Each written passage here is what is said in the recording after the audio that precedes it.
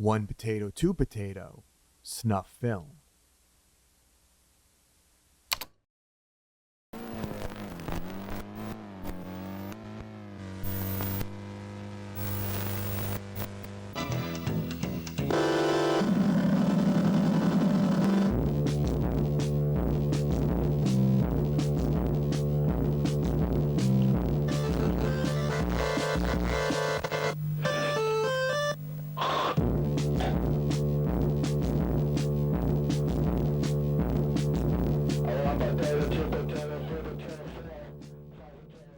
In 2009, a video was uploaded to YouTube titled One Potato, Two Potato, a great lost Austrian punk video from the early 80s, with the tag Snuff, followed by a few question marks. For those who are unaware, snuff films are essentially amateur film murders with a purpose of fetish content. They exist in many different mediums and do certainly have a home in the dark corners of the internet, however YouTube typically isn't one of them.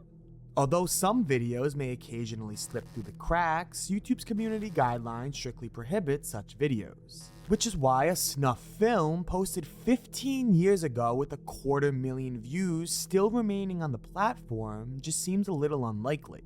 So what about this video claims to be snuff?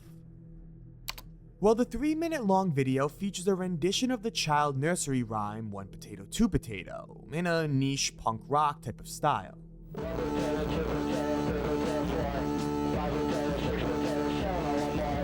The music video, if you will, appears to be in low VHS quality, as if it was recorded in the 80s, and features a rather unnerving man singing in a bear mask.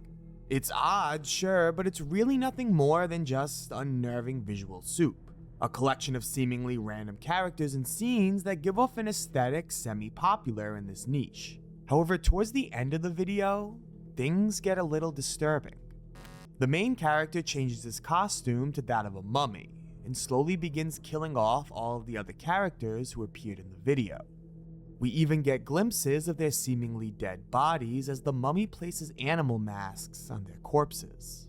I don't believe I'm able to show this part, however the video concludes with the mummy climbing on a surface off screen before the music abruptly stops,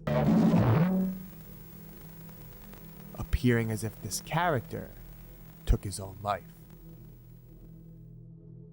What really attracted an audience to this video wasn't the title, nor was it even the video itself, but instead the description. This is the legendary lost punk video, One Potato, Two Potato, from 1980 or 1981. The original VHS tape sold on eBay for $899 USD recently, so you better enjoy this. Some people told us that all the actors really died during the shooting of this video. Could it be? I don't know, but this is the first time it's available anywhere, so take a look for yourself. And who was that masked stranger? The murders featured in the video were apparently real, according to some guy on the internet.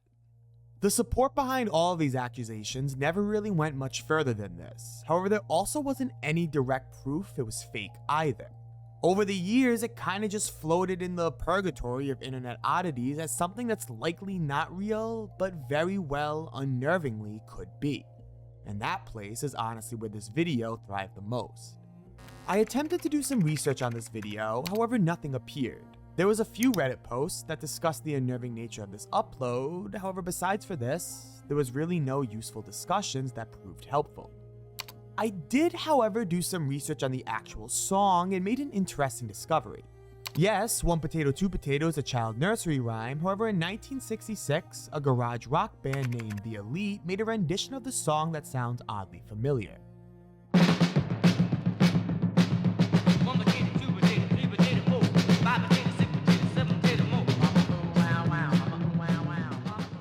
It was clearly based on 1963's hit song Surfin' Bird, but more important to this video was its resemblance to the rock version featured in the supposed snuff film. However, it was slightly different, so any connection would be nothing more than a rendition of this song. However, I then found something peculiar. Alright, are we ready to go? Now we're ready to go. Alright, Len, I'm ready too, so don't come back out here.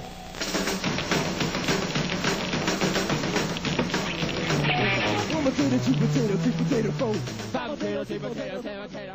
The Mummies, an American garage punk band, released a cover of 1 Potato 2 Potato with a sound that sounds remarkably close to the version used in the Snuff film. It also gives an explanation as to why the main character changes his costume to that of a mummy, a clear homage to the source material they were likely referencing.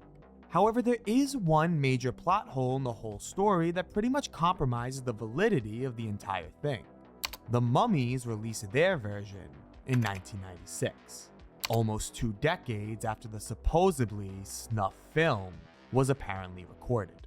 This alone, to me, disproves any theory that this film is real and pretty much confirms its production to have been after the Mummies released their version. However, I wasn't quite satisfied yet. The version of 1 Potato 2 Potato featured in the Snuff film does sound remarkably close to the version from the Mummies, however it's not exact, and does have a few verses that are entirely unique to this video alone.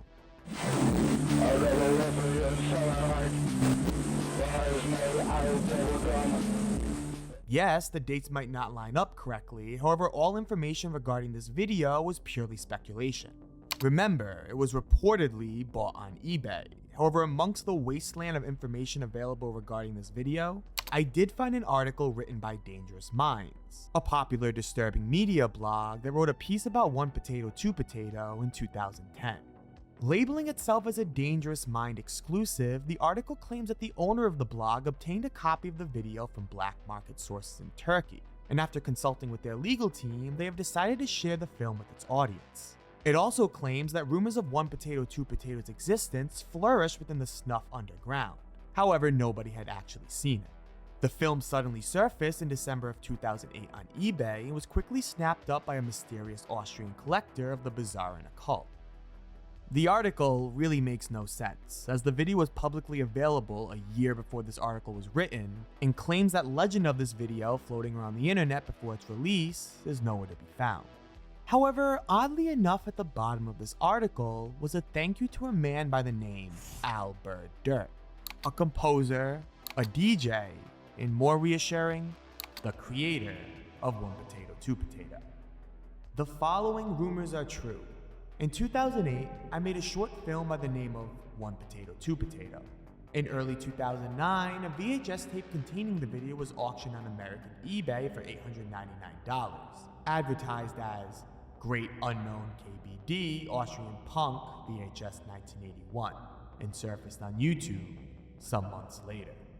The proof of this, and why he felt he should reveal the truth, was the release of his upcoming mixtape, Lost Home Recordings, featuring the official release of 1 Potato 2 Potato. However, don't let disturbing anomalies make you lose sleep. In fact, sleep better than you ever had before using a product from this video's sponsor, Manta Sleep. I'll be honest, I often sleep terribly. Really, it takes me hours to go to sleep on any given night, and I never thought about trying a sleep mask until Manta Sleep offered to send me one. And honestly, it did wonders. Their adjustable sleep mask, mixed with its incredibly comfortable material and padding, had me sleeping like a baby in less than 30 minutes. It blocked out literally all light, leaving me relaxed, ready for a great night's sleep. Hell, the mask can even play music through comfortable Bluetooth speakers built into the side of the mask. I always worried I wouldn't be able to sleep with a mask strapped to my face, but Manta Sleep's sleep mask truly felt invisible. I know it's hard to trust most sponsor segments, but Manta Sleep gave me little to no guidelines for this ad read. They simply wanted me to try out their product and give my honest opinion, which I respect immensely. I assure you, buying from Manta Sleep will not only lead to a better night's rest, but also a high quality, reliable product. If you want to try a Manta Sleep product for yourself, click the link at the top of the description and use discount code PIXELS for 10% off your first order. Thank you again, Manta Sleep, for sponsoring today's video. And now, let's return to today's content. Hong Kong 97 Game Over Screen. Structured in a way that's almost making fun of itself, Hong Kong 97 is a piece of video game history infamous for how blatantly terrible it was. Regarded as one of the worst games in the world, Hong Kong 97 places players amidst a version of Hong Kong, China, overwhelmed with rampant crimes due to a recent change in governmental leadership. You play as Chin, who has been hired by Chinese government officials to wipe out, quote-unquote, red communists, all while said officials secretly work to resurrect a previous Chinese leader, the game's revealed antagonist. The whole game was created in about a week and served as intentional satire, aiming to be a retaliation at large companies such as Nintendo profiting off small indie developers' work, while the true minds behind the creation get, well, pretty much nothing.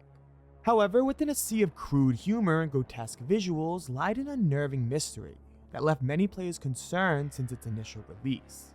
See, if a player were to ever lose during this mess of obnoxious visuals, they would be greeted with the game's signature game over screen, a Polaroid photo featuring a dead man whose face has been brutally beaten.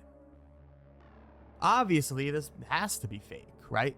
Surely no sound game would include an actual photo of a rotting corpse. However, Hong Kong 97 was anything but. So if there was a game to actually include a real corpse, this would definitely be one of them. If we look deeper into the photo, we can see timestamps, suggesting that this isn't actually a photo, but instead a snapshot of a video. However, besides for this, there was no other leads as to where the source of this photo could have been from, nor any clarification if it was even real, leaving the internet wildly confused. There was only 2 people who actually worked on the game, so it was expected that investigators might flock to lead developer Kowloon Kurosawa. People found his personal Facebook page and aggressively flooded his feed with questions relating to the mysterious game over screen. However, Kurosawa refused to give an answer.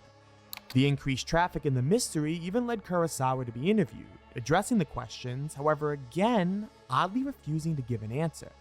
There was also an instance where somebody got in contact with Kurosawa, however after questioning the corpse, was met with the same familiar silence.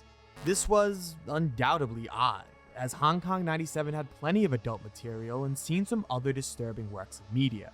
It really made no sense as to why Kurosawa was so insistent on keeping the origins of this photo a mystery. Hell, it would even alleviate some of the annoyance as internet investigators could finally have an answer and give Kurosawa the peace he reportedly wished for. However, it wasn't long before people found Kurosawa's personal YouTube, and a disturbing revelation was finally made. Kurosawa had a video documenting street life with a VHS camera. There's nothing weird about the video itself, although it did get people thinking, why wouldn't he reveal the source of the game over photo? With proof that he now enjoys camcorder quality video, he kind of forced everyone's hand into speculating the same thing. Could this photo possibly be from a murder that Kurosawa recorded himself? Well, it would surely explain why he was so hesitant on revealing the source of the photo, and it wouldn't really be out of reach for the theme of the game. Plus, there also wasn't much known about this developer besides for his week-long manic episode in attempting to make the worst game and revenge of small creators. And now with a potential murder case in our hands, investigators were more eager than ever to find the source of this photo. Taking a closer look, we can find a timestamp giving an exact date that the photo was taken. That being on August 6th of 1992, making many people believe that this corpse might be that of Polish boxer Leszek Lazinski, who tragically died on that same day. However, arguments were then raised that the analog clock apparent in the snapshot indicates the video was likely recorded in Europe. And since their standards of signing dates goes day, month, and then year, the video was more likely to be recorded on June 8th instead of August 6th. However, also apparent on this video was a special time code on the top, indicative of professional equipment and not consumer-grade cameras. Although it's not definite proof, it does develop a new theory that the photo of the corpse may actually come from archival footage, likely captured by an official camera crew used for documentation purposes, a theory that YouTuber Ramcho Studios took and ran with. See, popular during this time were indie DVD collections featuring a montage of actual death footage from news stations, commercial cameras, traffic lights, etc. Think Live Leak but on VHS, and if you're from America, the most popular version of this was a tape named Faces of Death. However, many different tapes existed all over the world. Since this picture appears to be from archival footage, Ramcho believed that this photo may have been extracted from one of the many gore compilation movies available at the time. And the actual photo came from the death of some high-profile official who died and the crime scene was being documented. After this, it was just a matter of finding this person. So Ramcho decided to research nearly every famous person who died on the exact date of June 8th, 1992, and eventually came across a man by the name Farag Froda. Froda was an Egyptian writer, professor, and activist who died tragically on June 8th of 1992. Somebody who looks remarkably similar to the man in the game over screen and would definitely have been high profile enough for news crews to want to document the event. It was Ramtro's theory that the archival footage of Froda's death was requested for use in a Faces of Death-like gore compilation film, and eventually made its way to Japan, where Kurosawa lived at the time, as films of these nature were rather popular here during this time. It would be here that Kurosawa would have bought the film during his development of Hong Kong 97, and included the snapshot of Froda's death in the game over screen. It was a wild theory, with a lot of reaches, although it was enough to give a desperate community something to bite into. And after only 2 months of searching, the true and final answer was finally revealed. Due to the popularity of Ramtro's first upload, many people started diving into obscure shock films and eventually stumbled across one named Death File Yellow, a Japanese film created in the late 90s. It features many disturbing visuals, such as bizarre rituals, mutilations, and graphic depictions of birth. But it also includes footage of the Bosnian Civil War, and although it was not for Rag Froda, it was in this segment of the video, around the 30-minute mark, that a specific, deceased unnamed soldier was revealed, giving us the exact snapshot of a dead man used for the game over screen in Hong Kong 97. Female escape artist accidentally drowns herself. In 2009, a post was made in the documenting reality forum titled Accidental Death in Bathtub, and featured the footage of a female escape artist attempting a stunt while she was tied and submerged beneath the water of her bathtub. As you might expect by the title of this post, the woman, by some reason or another, fails her stunt and is ultimately unable to set herself free, causing her to frantically panic and eventually drown, all while everything was being recorded by a small camcorder in the corner of the room. Saying the video was wildly disturbing doesn't even do it justice. Throughout the year, the video would quickly rise in popularity and eventually adopt a variety of other morbid titles such as Girl Killed by X Drowned in Bathtub, eventually earning a spot on Run the Gauntlet, a 2010's gore and shock compilation video. However, no one actually knew the true backstory behind this video. If I'm being honest, it's hard to even call this a mystery, purely because no one actually realized there was one. I vaguely remember seeing this video when it circulated years ago, and I didn't think twice about its validity. The internet is filled with millions of disturbing videos just like this, and questioning whether a stunt artist actually drowning themselves with no supervision is giving the average human intelligence a bit too much credit, in my opinion. However, in the niche of unsettling shock films, the mystery of what actually led to this woman drowning concerned many, and various discussions were held deciding the true origins of this video.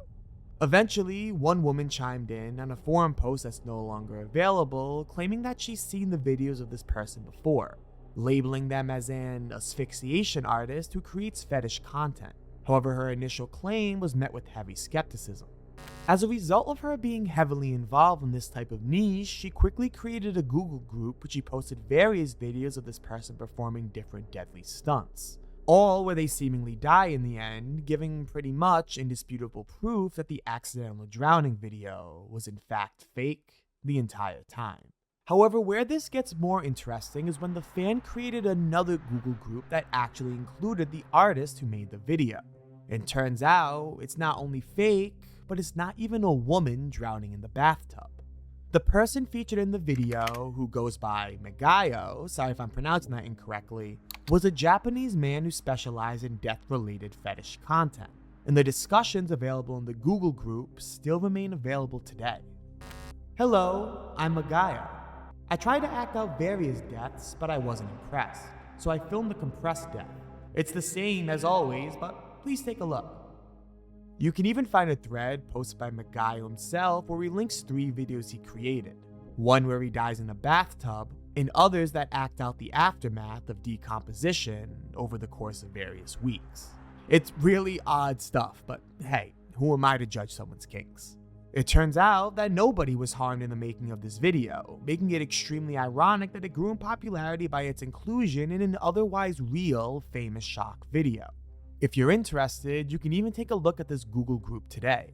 Almost all of the videos are dead links now, however there are still people commending Magayo on his art and dedication to his work, although it seems that Magayo has been inactive from this community for quite some time.